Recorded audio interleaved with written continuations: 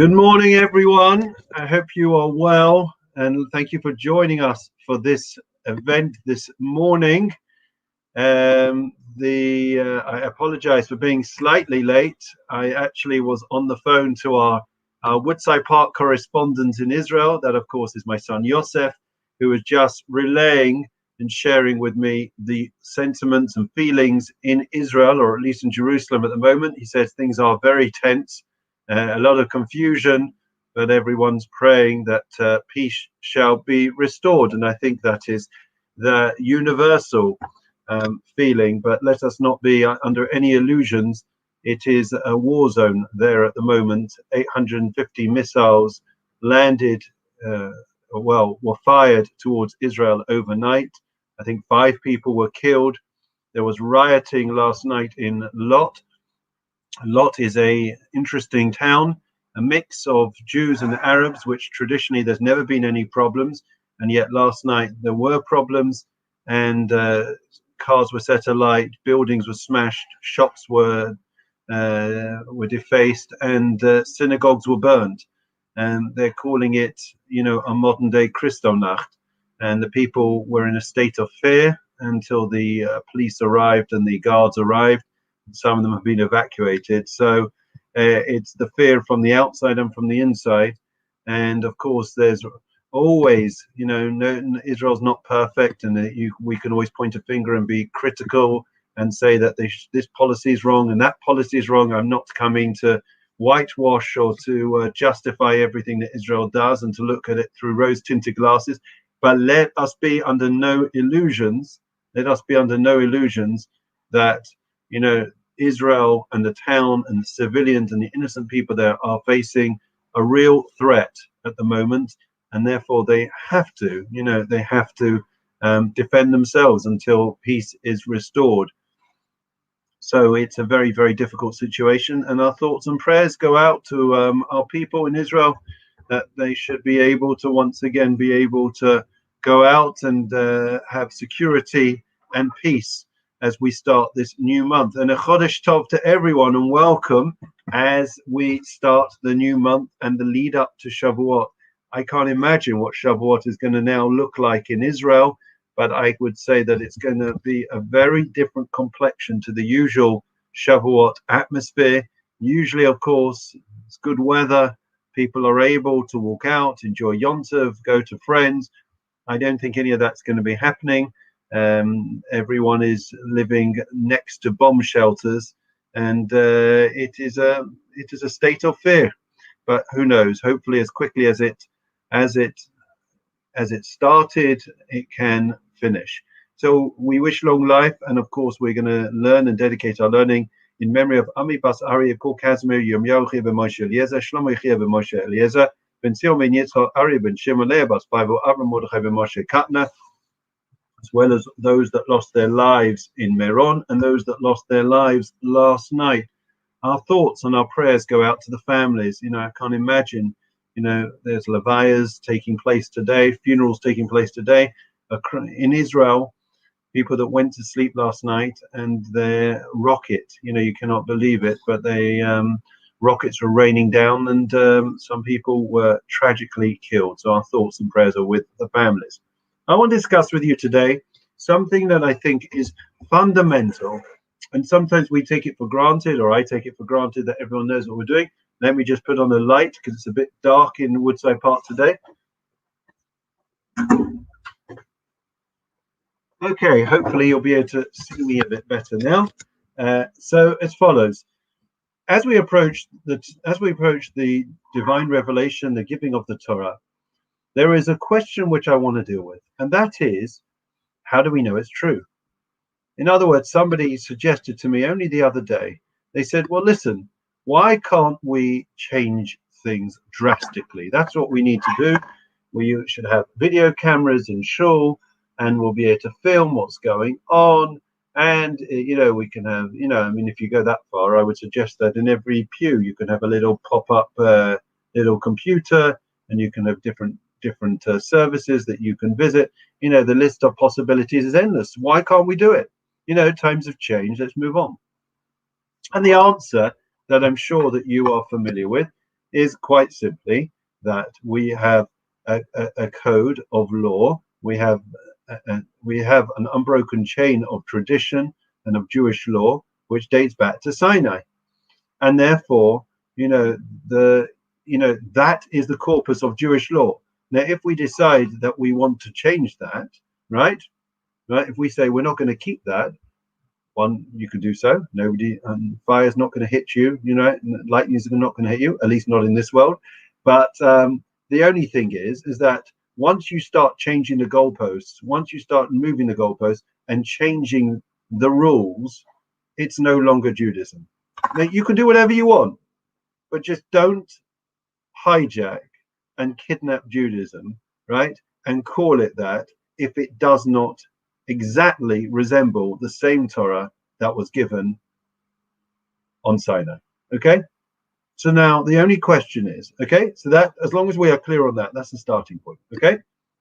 So now the only question you should be asking, and I'm sure you're wondering, is, well, how do you know? How do you know that that the Torah was given at Sinai? How do you know all the laws were given at Sinai? Okay?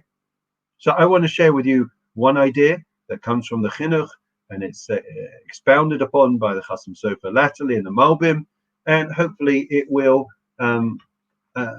give us a fresh appreciation to why we have to do what we have to do.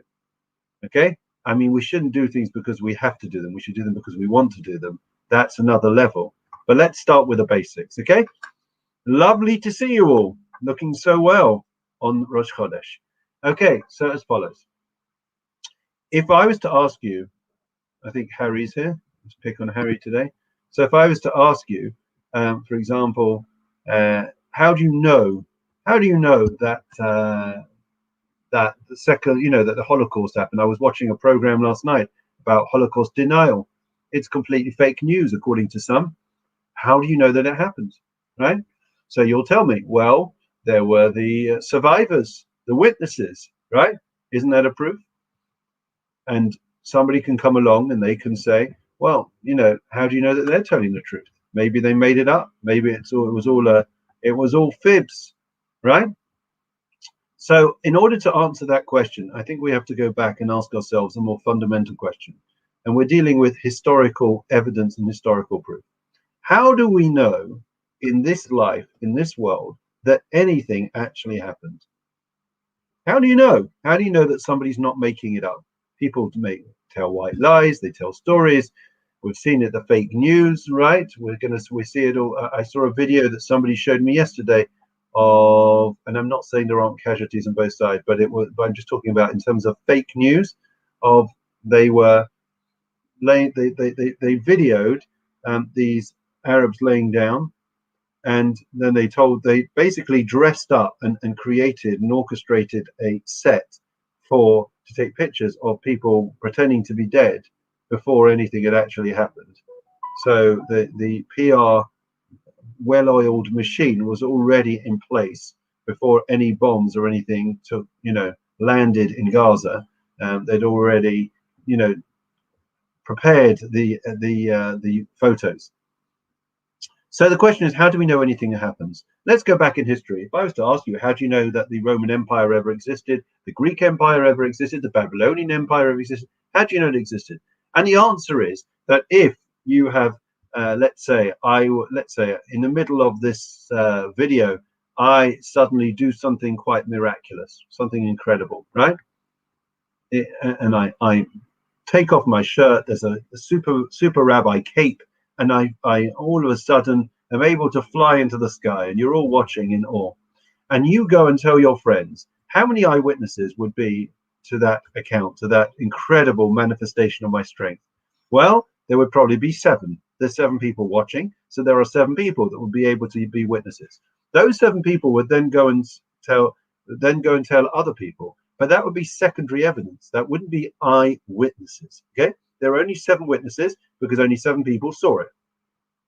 Now, obviously, that could be called into question. If only a handful of people see something, maybe they're telling the truth, maybe they're not. The more in historical, empirical evidence, it's accepted, okay? This is not my argument. This is how do we know that history occurs? Okay, the more people that witness something, the more verifiable that evidence, the more we are likely to believe that an event occurred. Okay, so let's fast forward because time is short, to the Romans or the Greeks, whichever empire. When there is a national experience of something, right?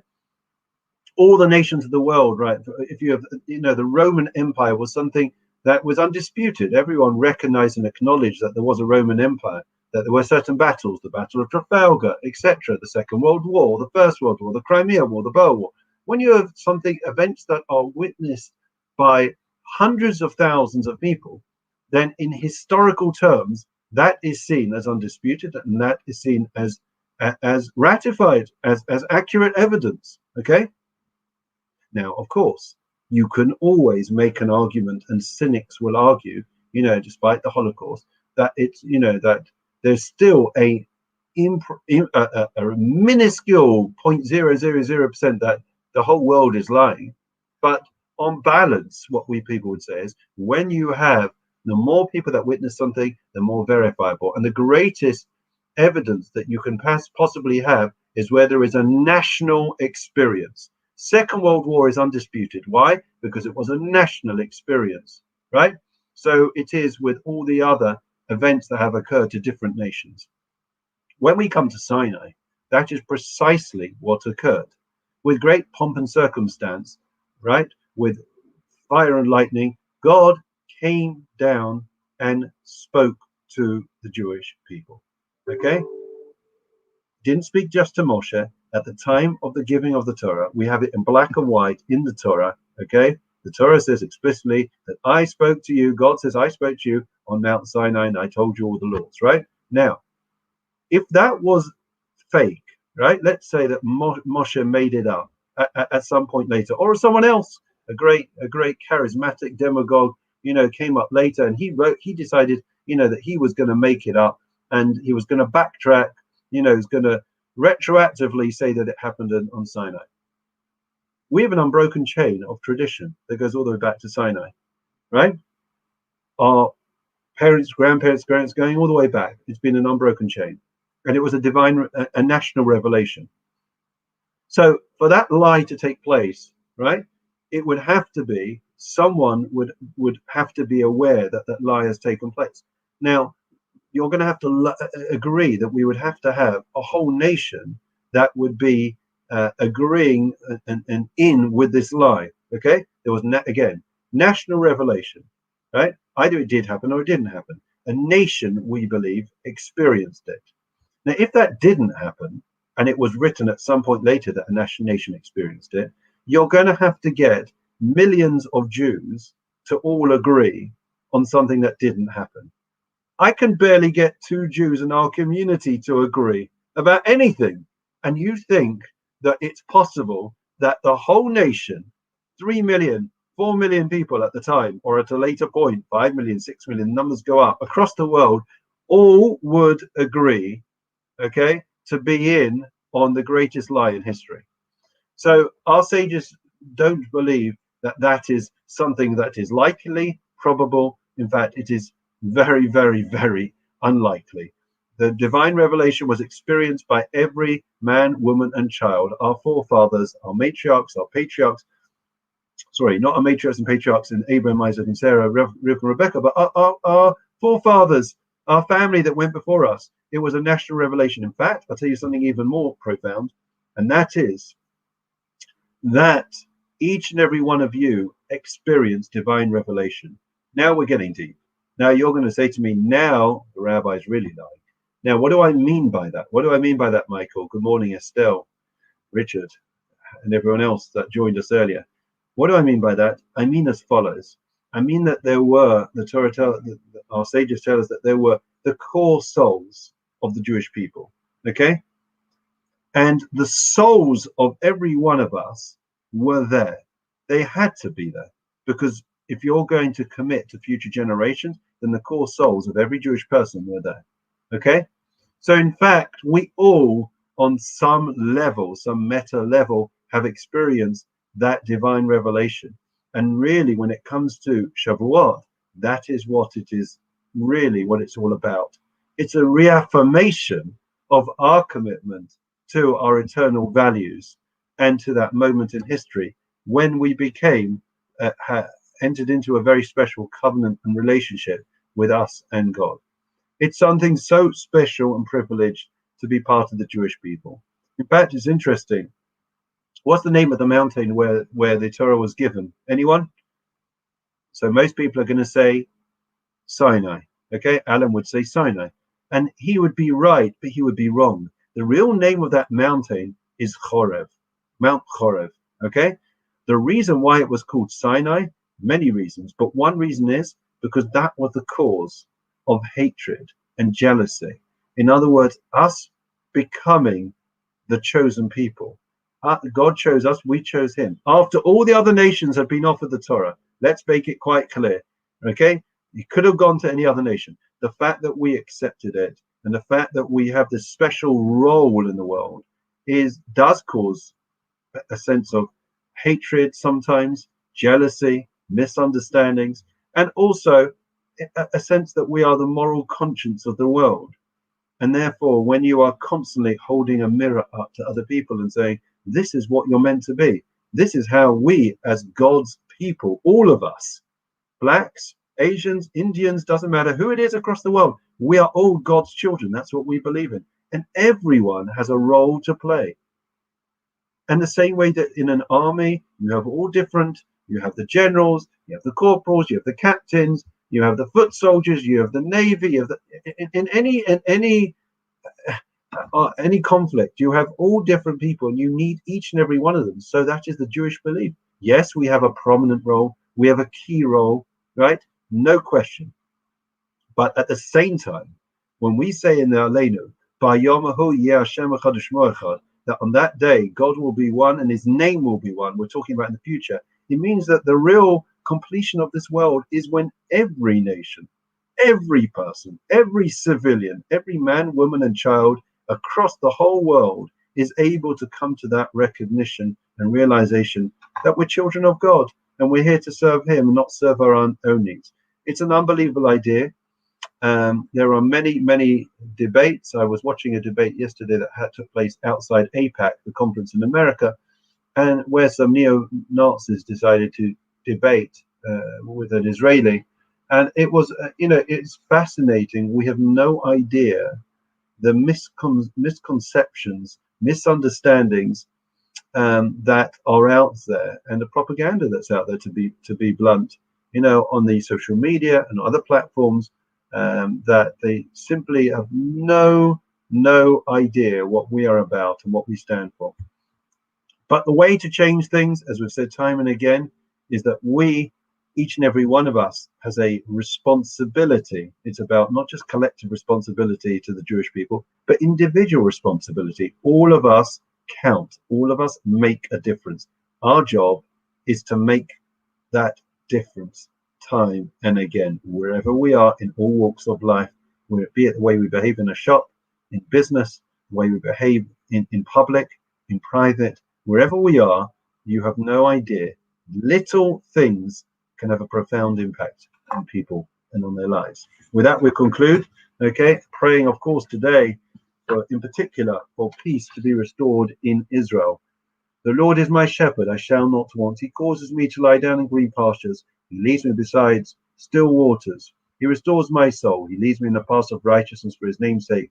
Even as I walk in the valley of death, I will fear no evil, for you are with me. Your rod and your staff, they comfort me. You set a table before me in the presence of my adversaries. You anointed my head with oil, my cup overflows. May only goodness and kindness pursue me all the days of my life, and I will dwell in the house of the Lord for length of days. Memorial prayer. Ami Basari, Paul Casimir, Yomi ben Moshe Eliezer, Shlomo Kia ben Moshe Eliezer, Ben Tzilmini, Yitzchak, Ari ben Shimon, Avram Mordechai ben Moshe Kadna, Shalcholi Lamam, Bergan Eden Teimenu Chosam Lachim Balarachamim, Yasi Rein Seis Kanafav Lamim, Veyeswas Lachem Zeshosam Adena, Nachlasam, Yanuch Shlamish Kavam, Benamar, Amen. Long life wishes to all. Refuah Shlema prayer, so important that you have all joined us today. We have to stop in life. It matters what's going on to the Jewish people. And there's fear in Israel. I just came off the phone from my son, as I said, and I can tell you, be it in Jerusalem, be it in Lod, in Tel Aviv, there's a reign of terror that's been cast across Israel and even the capital. And there are rioting, and there's big challenges that lay ahead.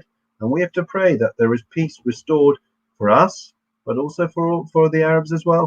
All we want is everyone to live in peace, side by side. Okay?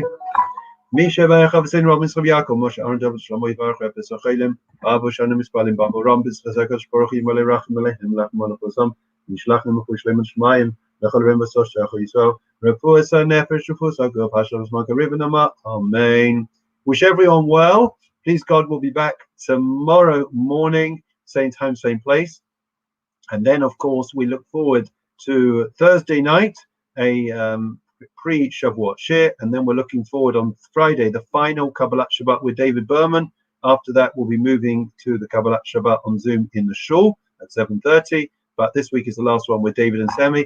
Hope you can see you there. We hope David can make it. David is, of course, living in Jerusalem with Sammy, and we very much hope that they will be able to conduct. We don't know if they're in bomb shelters, then we won't be able to do it, but we'll have to see on 4 o'clock this Friday. Please join us. Have a great day. Keep safe, keep well, keep praying for safety and for peace to be restored.